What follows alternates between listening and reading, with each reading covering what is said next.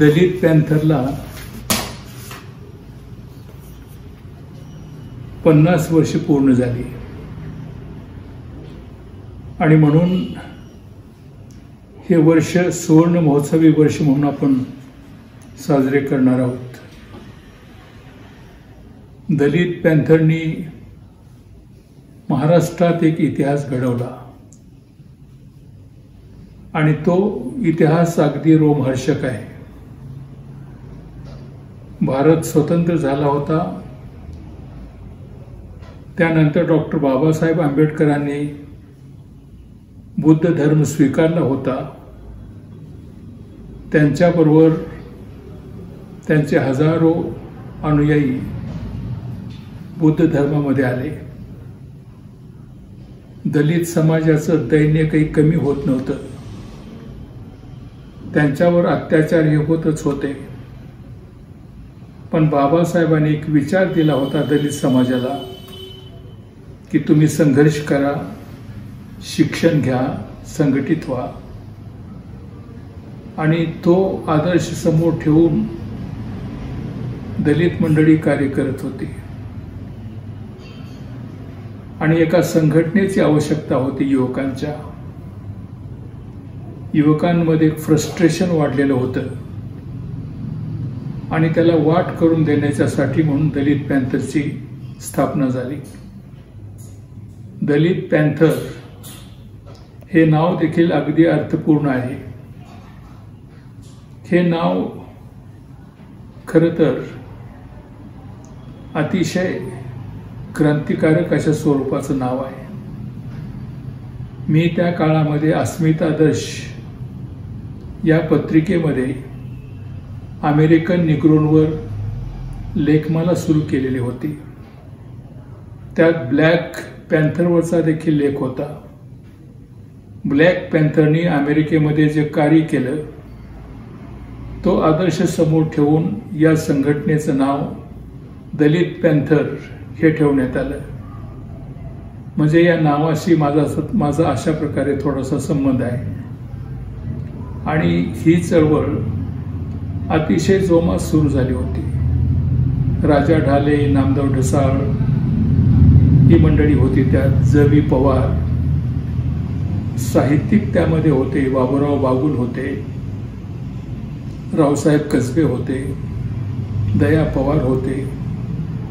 ही सगळी मंडळी एकत्रित आली। दलित साहित्याची चळवळ आणि ही दलित पॅन्थरची चळवळ हे समांतरपणे चालत होत्या। एक कार्यकर्ते समानच होते। दलित पॅन्थरचे कार्यकर्ते हे दलित लेखक देखील होते आणि त्यांनी दलित जाणीवेला आविष्कार देण्याचा प्रयत्न केला। या काळामध्ये दलितांच्या मध्ये एक आत्मविश्वास निर्माण होत होता। संघर्ष मूल्यांची त्यांना जाणीव होती। दलित जाणीवा व्यक्त करण्यासाठी, दलित जाणीवांचा आविष्कार करण्यासाठी त्यांनी ही चळवळ सुरू केली असं म्हणायला काही हरकत नाही। ही चळवळ दलित अस्मितेसाठी होती आणि ही अस्मिता प्राप्त करण्यासाठी त्यांची धडपड चालू होती। काही 2-4 वर्षांनी महाडच्या सत्याग्रहाचा सुवर्ण महोत्सव होता। त्यावेळेस देशात आणीबाणी होती आणि म्हणून हा कार्यक्रम ठिकठिकाणी होऊ शकला नाही। मी त्या काळी राजर्षी शाहू महाविद्यालय लातूरचा प्राचार्य होतो आणि महाडच्या सत्याग्रहाचा सुवर्ण महोत्सव आम्ही आमच्या कॉलेजमध्ये संपन्न केला। त्यासाठी प्रमुख पाहुणे म्हणून म.भी. चिटणीस हे आले होते आणि कार्यक्रम अतिशय सुरेख झाला। त्यावेळेस ही चळवळ चालू होती आणि या चळवळीनं दलितांच्या मध्ये एक जाणीव निर्माण केली। ही चळवळ केवळ शहरापर्यंतच मर्यादित नव्हती, ती खेड्यापाड्यातून देखील पसरली होती। काही दिवसांनी नामांतराचा प्रश्न निर्माण झाला आणि नामांतराचा प्रश्न देखील हा दलितांच्या अस्मितेसाठीच होता। या नामांतरातून दलितांवर अत्याचार होतील अशी कुणीही कल्पना केली नव्हती। त्यावेळेस महाराष्ट्राचे मुख्यमंत्री शरद पवार हे होते. त्यांनी नामांतराची घोषणा केली होती आणि त्याची प्रचंड प्रतिक्रिया मराठवाड्यात झाली. दलितांची घरं जाळण्यात आली, त्यांना मारण्यात आलं आणि नामांतराचा प्रश्न हा प्रलंबित राहिला. जवळपास 17-18 वर्ष हा प्रश्न प्रलंबित होता. दरवर्षी दलित मंडळी याच्यासाठी प्रयत्नशील होती. त्यांना अनेकांचं सहाय्य होतं. बाबा आढावांचा त्याला पाठिंबा होता, SM जोशींचा होता, नाग गोऱ्यांचा होता, मराठवाड्यातील आमच्यासारख्या काही लोकांचा परिचय होता. आम्ही काही प्राचार्य मंडळी म्हणजे आंबेजोगाईचे भगवानराव सबनीस, प्राचार्य गजमल माळी, प्राचार्य राजाराम राठोड, प्राचार्य नाये डोळे आणि मी असे नामांतरवादी होतो आणि ही चळवळ अगदी जोमात चाललेली होती. नामांतराचा प्रश्न चिघळला, नामांतर होईल की नाही अशी शंका निर्माण झाली होती. त्याच वेळीस एक प्रकारचं फ्रस्ट्रेशन काही युवकांच्या मध्ये आलं होतं. नांदेडचा एक युवक, वाघमारे त्याचं नाव होतं, त्यांनी स्वतःच्या अंगावर घासलेट टाकून पेटवून दिलं आणि अशा पद्धतीनं त्याने आपलं जीवन संपवलं आणि महाराष्ट्रातली परिस्थिती चिघळली. कायदा आणि सुव्यवस्थेचा प्रश्न झाला. त्यावेळेस पुन्हा शरद पवार मुख्यमंत्री होते.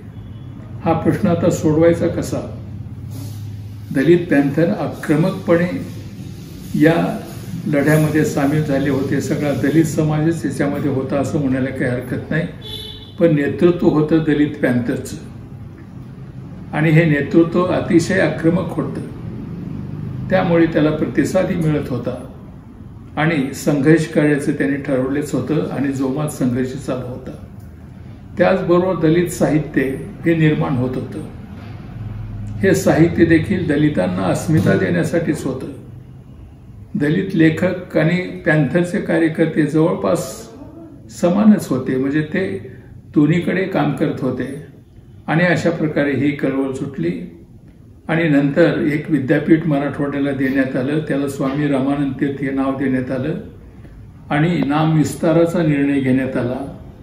मराठवाडा विद्यापीठाचं नाव डॉक्टर बाबासाहेब आंबेडकर मराठवाडा विद्यापीठ असं ठेवण्यात आलं. खरं तर याचं फार मोठं श्रेय दलित पॅन्थरला द्यायला पाहिजे. अशा प्रकारे आक्रमकपणे ही चळवळ चालू होती. नंतर याच्यामध्ये थोडीशी फाटाफूट पडली. बाबासाहेबांच्या संकल्पनेमधला जो रिपब्लिक पक्ष होता, तो पक्ष एकत्रितपणे काम करत नव्हता. त्यामध्ये युनिटी नव्हती, ऐक्य नव्हतं.